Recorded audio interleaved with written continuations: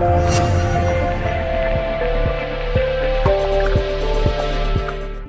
guys, this is Bharadwaj with FoneArena.com and you're watching the video review of the Intex Aqua i7.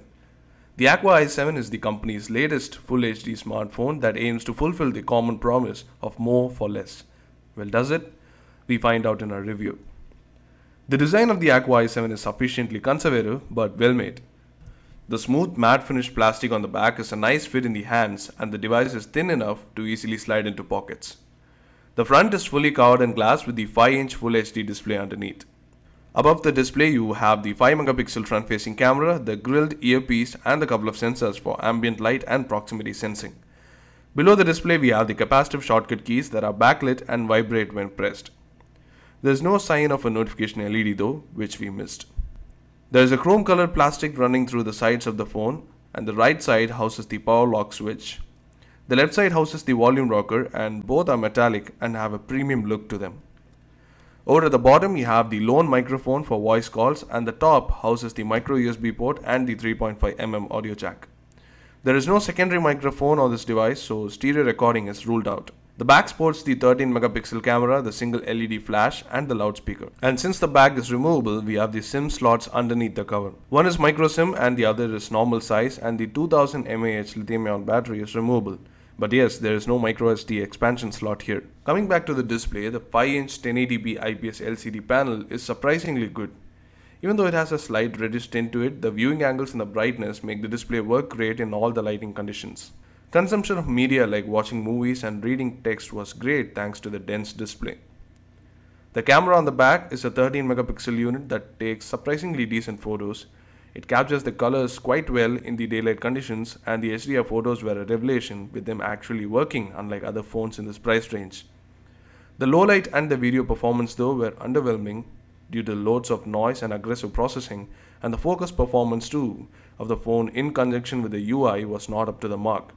The phone also can record 1080p videos, but its outputs are of average quality. You can check out our camera review for a complete lowdown on the UI and the performance, so that you can get a full idea of what the camera is like.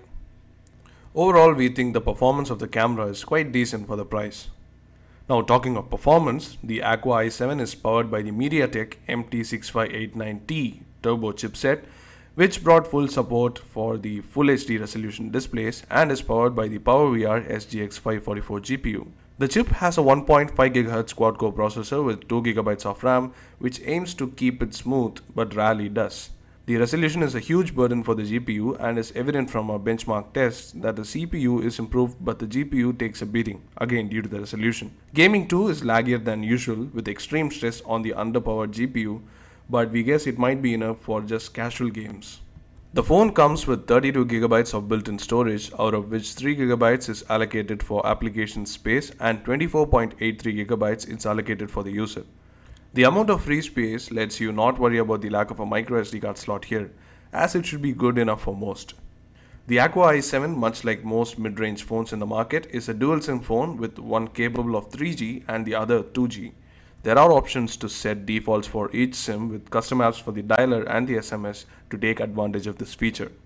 Coming to software, the Intex Aqua i7 runs on Android 4.2.1 with a completely custom skin on top. While other manufacturers have stuck to an almost stock skin on their phones, Intex is going down the other route, which is kind of worrying. Even though very few might like the custom skin and its features, the performance is a sticking point for us. The default launcher and the various themes are too bloated to derail the user experience. These are unnecessary effects and modifications that slow down the UI and make it very hard to use. But thankfully, third-party launchers exist and they save the day, which improves the experience massively thanks to more speed. But you still have to put up with Intex's default settings and the notification drawers, to name a few. In case you can live with the lag, there are literally tons of customization options in the default launcher like themes, transitions and a lot more. There are also these third-party pre-installed apps like Opera Mini web browser, the Wallet and the Hungama music app. And there are also these Intex apps like Intex Play Store, Intex Zone and the free 5 GB of cloud storage from the Intex Cloud. One interesting standout aspect of the UI is the Matrubhasha keyboard, which supports almost all of the Indian languages for input. While it is not as responsive as the default ASB keyboard, which you can switch to if you want, it is still great that there is a built-in option. Now coming to battery life, the Intex Aqua i7 has a 2000 mAh battery, which is less than optimal for a device with a bright Full HD display.